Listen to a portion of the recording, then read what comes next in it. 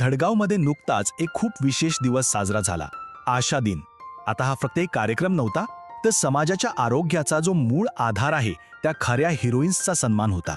जिथे कष्टांना मान मिळतो तिथेच यशाची फुलं उमलतात. हे वाक्य आहे ना, यातच आशा दिन साजरा करण्यामागची सगळी भावना येऊन जाते. हा दिवस होता कामाची दखल घेण्याचा, कामाचा उत्सव साजरा करण्याचा. आता या दिवसाचा मुख्य हेतू काय होता?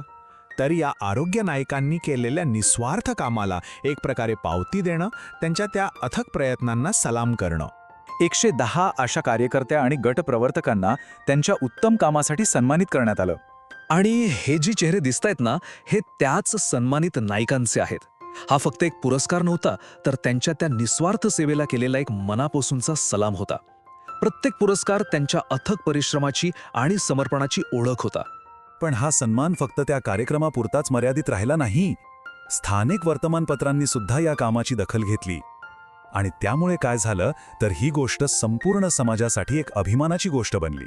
चला आता बघूया की या आशा कार्यकर्त्यांचं काम फक्त आरोग्य सांभाळण्यापुरतं नाहीये, तर ते एका मोठ्या सामाजिक बदलाला कसं कारणीभूत ठरतंय. यात एक विशेष सन्मान ठेवण्यात आला होता, तो अशा आशाताईंसाठी ज्यांनी 2 मुलींवर कुटुंब नियोजन स्वीकारलं.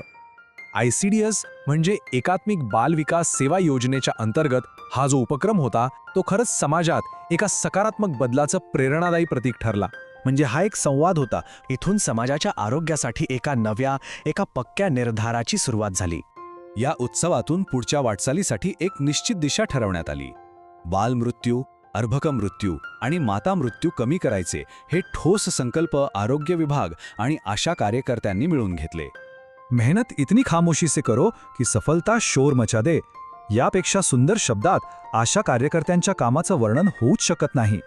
त्यांची मेहनत खरंच खूप शांत असते, पण तिचे परिणाम, त्यांचं यश हे संपूर्ण समाजासाठी बोलतं. आणि आरोग्याच्या अशाच माहितीसाठी हेल्थ गुरु आय केअरला सबस्क्राईब करा. धन्यवाद.